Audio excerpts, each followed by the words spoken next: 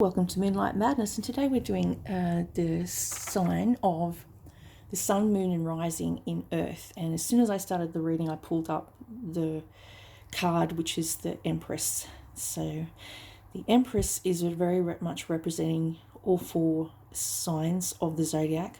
So it's representative of the Queen of Swords, the Queen of Cups, the Queen of Wands, and the Queen of Pentacles. So you represent all of those four signs. You have compassion, you have discernment and logic and reason with the Queen of Swords. You have empathy and deep feelings for people, King of Cups. And then you have the Wands. You're the spark and life of the party, and you're lots of fun, and you're really good at organising events and eventing. You may be in eventing. So the Empress represents all those qualities. It can also represent a mother. See, it's someone's mother who might be overseas, or you're thinking about someone who is like a mother to them that lives in another country, because I've got the World card. The cards I'm reading from today is the Enchanted Map by Colette Baron-Reid, The Wisdom of the Oracle by Colette Baron-Reid, and of course my trusted, faithful The Fairy Tarot cards by Doreen Virtue and Radley Valentine. And so my card for personal readings is this number, is the email there. I do tarot readings, crystal healing, energy channeling, and psychometry. So I do channel people's energy from a photograph. I can also do that if I'm around them for a fair amount of time. I need to trust them in order to read for them. Sometimes people don't trust you, so you can't read for them because they don't let you into their field, their aura, their energy. So I only read for people that I can get a reading off. Sometimes it's off watching a footage of them on camera, like if they're a movie star. Other times it'll be from a photograph, and sometimes I can't read a photograph. I actually need an item of theirs that belongs to them, like a jewelry piece or something that they wear all the time, an item of clothing.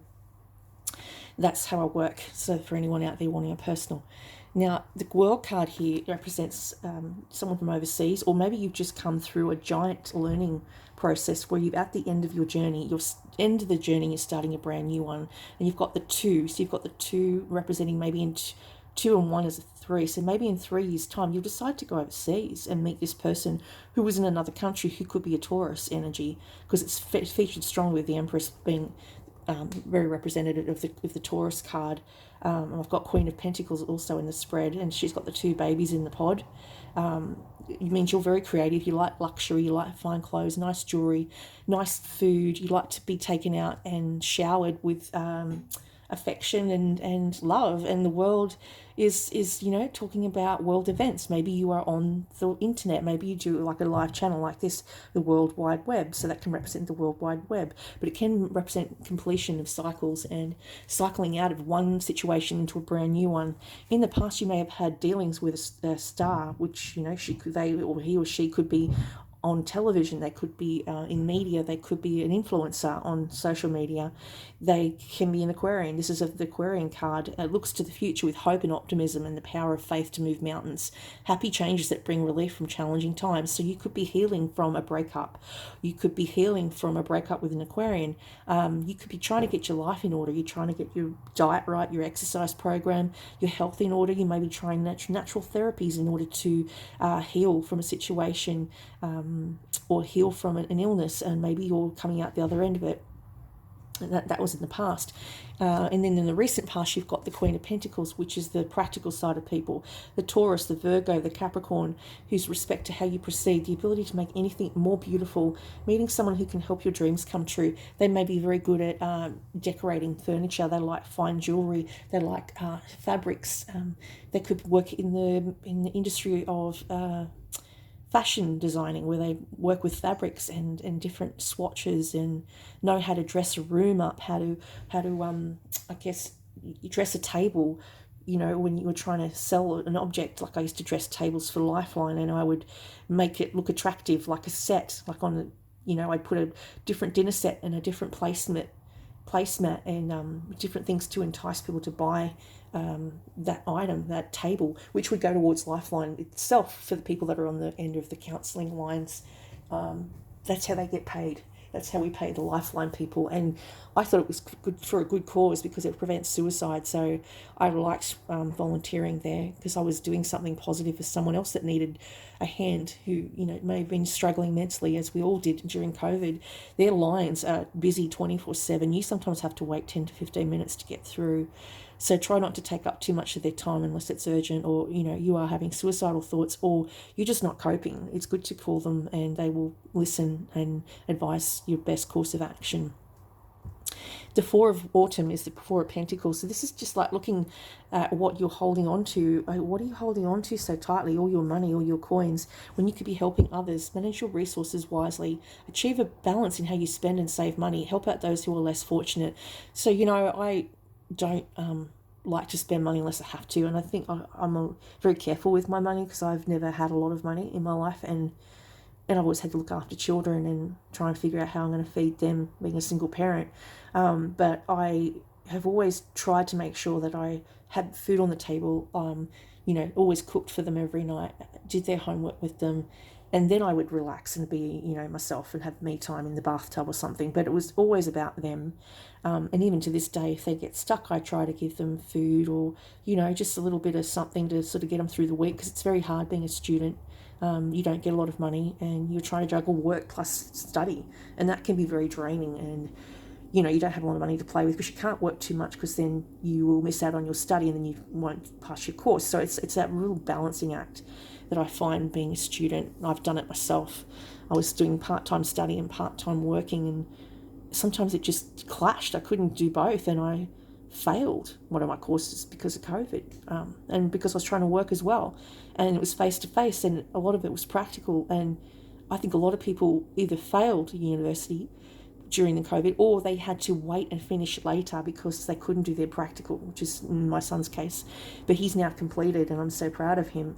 Both of them have come through that amazing challenge. A pandemic is something you don't, even think would come into existence. Like, it happened in the 1800s. Like, who could have foresaw that it would come back again? Well, I did, but that's beside the point. But like, it was something that no one would have thought had happened. It happened back in the 1860s. They had the pandemic in the same place in Wuhan, and it was during a civil war that it happened in the same place. It's just bizarre. And I got a vision of all these people out the front of Wuhan, and it being bombed because there was an outbreak, a pandemic, and all these children were trying to fight off with bats. And like, they were back in the 1800s, they were trying to fight these people trying to invade their country, and children were there trying to fight along with their parents. And that's what I was seeing, and that was like the last pandemic. And I never realised it was also going to happen again. And I heard gunshots in my mother's house, and I woke up out of this vision with gunshots in my head, going, "Mum, there's someone coming into the door. Oh my God, the children are out there." And I was screaming, I was hysterical, and she thought I was just nuts, because I saw the bombing of Wuhan and how they shot everyone. I saw them shoot everyone again in the past and also in the future. And then it was on the news not long after that.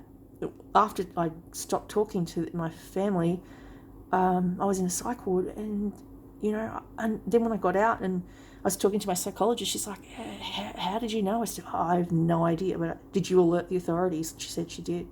I asked her to tell the people in the higher ups, like up to Parliament House, how do we get something to fix this pandemic? This is going to happen. And I'm hoping she did that, because we seem to fare better than most other countries. We had all the vaccinations more quicker ready than some of the other countries, because I foresaw it. So we kind of knew what to prepare for. So that was very handy, I guess. But my parents, my mother doesn't want me to talk about it because she's worried I'm a target now because I see these things. And possibly I am. During COVID, when we weren't supposed to touch anyone, we had to be 1.5 meters away. I would find people to try and grab my bag or touch my shoulder, or I'm not some magical doll. I'm a human being. I was petrified to go shopping. I used to wait till really late at night so that I wouldn't run into people or crowds, because I was scared of crowds. I was scared of someone trying to harm me. It got to the point where one of my flatmates said, "Do you want me to drive you down? Like have a security guard, like a taxi cab driver." A friend of mine was supposed to drive me because he was worried about my safety, because I put myself out there on social media that I saw COVID, and I didn't realize I would be a target. I'm just a person, you know, I'm just a human with an ability. So that's my story on COVID. Ace of Autumn, we've got here, this is a big lump sum of money coming your way. This could be a windfall of money or advice from others, a very successful project, happy change in your career. You could possibly go and buy a house or purchase or have a deposit for a house in the future for yourself or for your family. You might decide to gift them with a house so that they have somewhere solid that they don't have to keep moving all the time, and they've got, you know, a bit of security, whereas most people today are selling their houses because the market, you know, they can't afford their mortgages. So there's a lot of people struggling. Everyone's poor right now. I don't know anyone that's wealthy or doing so well in the economy with everything going on. There's a lot of shop fronts I've noticed that are closing down, and big department stores are losing trade. They're losing their big cosmetic houses, and that kind of woke me up, and I realised how bad people are doing. Like, people are struggling to get week to week. And then we've got here the Queen of Wands. This person could be a fire sign that's around you who is a supporter of you, and they want to help you out, maintain a balance between work and home life. They could be another psychic medium. They could be an Aries, a Leo, or a Sagittarian nature. They could be feminine or have very feminine qualities. They are fiery, they're passionate. She's in her red dress. They could have a lot of love for you, and they could be a parent or grandparent, just someone around you that supports you, and they're very smart, they're very brilliant, they're very loyal, and they're very talented. They could run a small company, they could run a large household. They are very passionate, but they don't like being challenged. You know, if you say you should do it this way, you've got to give them a good reason why they've got to follow your instruction, because they might know a better way, or they've done something like you before and know how to carry on with it. Then we've got his sleep. You need more sleep. Possibly you don't get enough sleep. I know I don't, because I'm constantly looking for the future events. I'm constantly searching in my mind's eye to get warnings of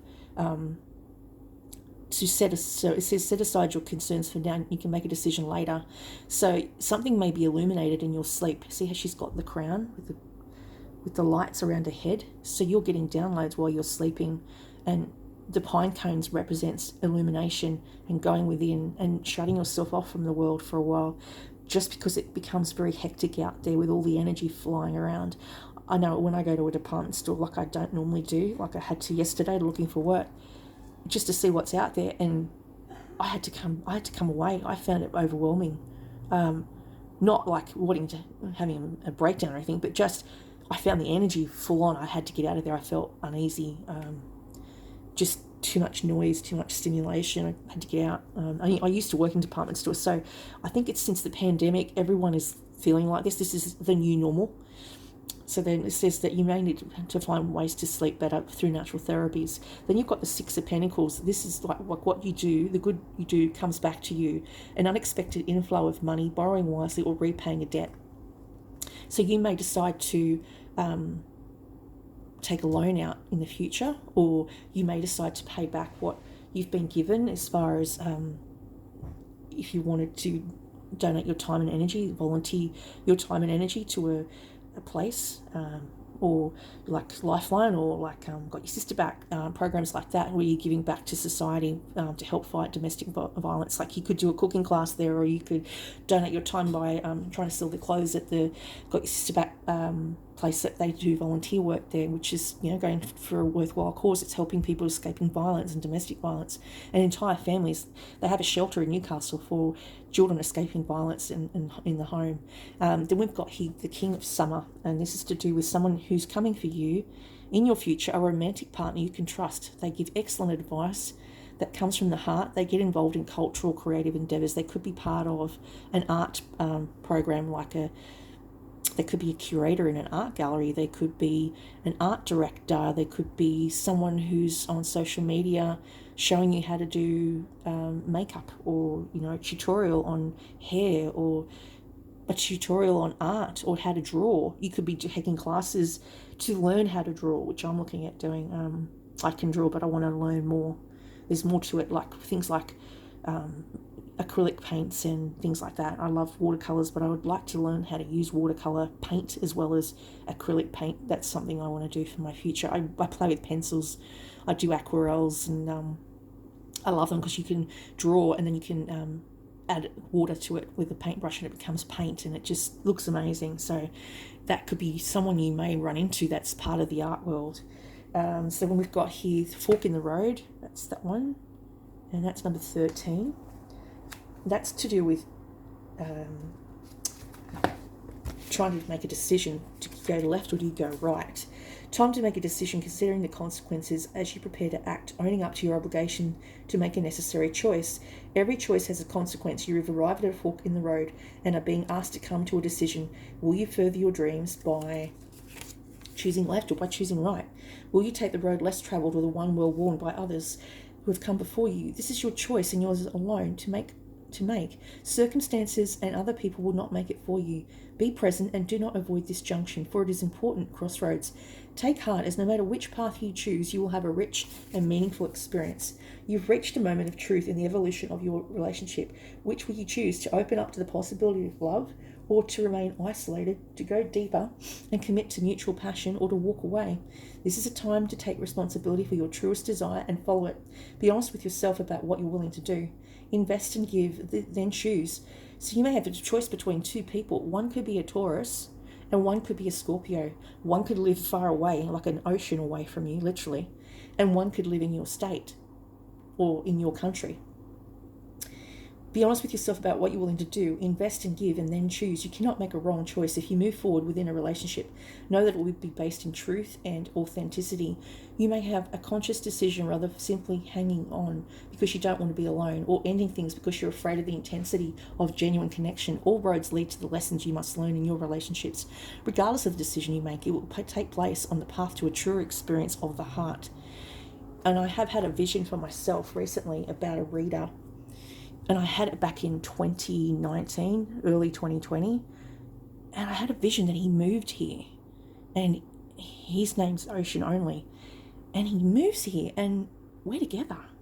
And he's way too young. I would never in a million years put myself with someone that young. Like, I wouldn't do it. I'm too old. I think I'm too old for that sort of gap. And how would that look? And how would that work? And what would people think of me with someone so much younger? I guess I'm too worried about what other people think, but just maybe, there's something there, because when you look at someone who's younger, maybe they've got a life experience that makes them older.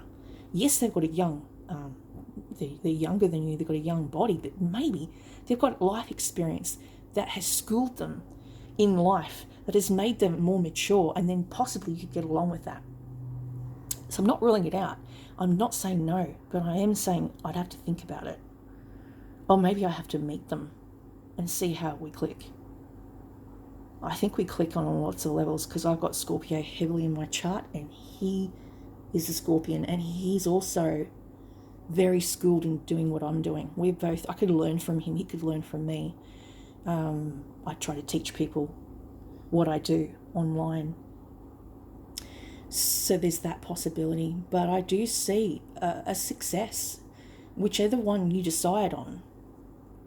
Being an earth sign, you may have earth strongly in your chart. If you go the less travelled path, maybe that's a good path. I went to Brisbane, I had a vision of this signpost. Do I go left or do I go right? And what I got out of that was I got a vision that it floods in both areas that I moved. I moved from Newcastle to Brisbane. It flooded. I moved back from Brisbane to Newcastle. It flooded again. And my girlfriend was in the dream saying, whichever way you go, Kel, this is my friend Tanya, if you're listening out there, whichever way you go, she said, you're going to have a flood anyway. You bring the water with you. I've watched a show called Discovery of Witches, and it talks about witch water, witch fire, witch wind. And I find if I'm busy doing washing, if I soak clothes, my clothes in particular, it rains the very next day, out of the blue. Or there'll be just this massive storm or this massive cyclone and I've done nothing except soak my clothes. It's kind of strange. I have these abilities that I don't even know how to switch off, or I don't know why they've come out at this late age in life. It's like I was spellbound by my own family. I think I had these abilities all along and just didn't know about them, didn't know I had them. And it's strange because I remember my mum And I lived in this little housing commission flat. We come from a very poor background. And there was this woman upstairs who used to have a go at my mother all the time. And I was scared of her. And her name was Mrs. Brinks. Anyway, she's now since passed away. But she used to have a go at me because I would get into the letterboxes, and I was just a very inquisitive child, and she used to have a go at my mum over it. And so one day she had a go at her, and I was so angry with her. And I just was wishing the worst upon her to, like, protect my mother. And I can remember the next minute, then I think 2 days later or that night, she caught on fire. Literally caught on fire. Her dressing gown got caught in the old style fireplace they had, was candles back then. And she caught on fire. And I thought, oh my God, what have I done? That was my anger. That was my temper. I still blame myself for that. But I was a child. I didn't know what I was doing. But it was almost like that movie Firestarter with Drew Barrymore, where she gets angry and she gets hot and starts to sweat, and then things will catch on fire. It's the same type of thing. It's a real thing. I think a lot of these stories in Hollywood are based on truth, but they don't want to scare or alarm the masses, right? So they make a movie out of it. It's the same with A Discovery of Witches. When I watched that series, I could see all of that was like my family. Talked about the aunts that were witches, and they had these abilities, and that she finds out she's been spellbound by her own parents, that they are time walkers, time spinners. She can cross centuries. She goes back into the 18th century to figure out how to harness her powers, because that comes from a very long lineage of this witchcraft. And she does master it, but she has to go back into 1800s to do it, because that's where her ancestors came from. And she comes across her father, who's also a time walker, who's since passed away. They were murdered by other witches because they were jealous of the power. And so she comes across her father in Oxford in the storyline, and she's like, how can you be here? You're dead. Because she's starting to see beyond, through the veil, through time and space, through daytime. I see things through time and space, future events, past events, all mishmashed into one. The veil is very thin at the moment, and I think people don't realise it's during these equinoxes, the summer solstice, the autumn solstice. I think we've just gone through a summer solstice. It was the 2nd of February. It's an opening, a portal. It's an opening in a portal to another time zone. Most people that have passed over come through during these major life, like summer solstice, the 23rd of December. If you look up like the Beltane, it's the old Druid, I guess, the Druid horoscope. If you go back and look at the Druid timetable of when these solstices and autumn equinox is very powerful. It's the harvesting. I keep getting the word harvest. So maybe this turn of events, if you decide to go and travel to visit this person in another country, it will be in autumn equinox. It's a very strong time. It's the Beltane, it's the harvest. I keep getting the harvest. I got a bracelet given to me by my son, and it's beautiful. It's got cornucopia, which I don't probably pronounce that wrong. But basically, it used to hold the harvest when they used to go and pick the pumpkins and all the fruit and everything off the vines. That was the best time to harvest it. That's what he gave me. And that means harvest and prosperity. So what I'm thinking is maybe you're attracted to this person because they've got the same energy. You both love water.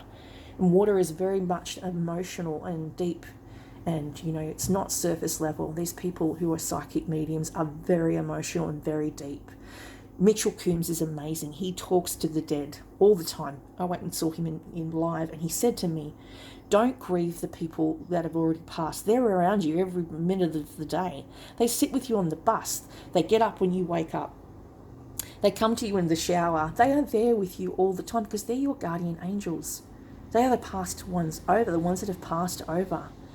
The other things, what they told me very strongly, is that you're never alone.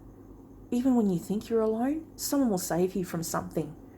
You could decide to go and step out in the middle of the road and nearly get hit by a car, like I did back in COVID days, because I was just not coping. I was walking all the time and I just didn't know how to cope with not being able to see my children.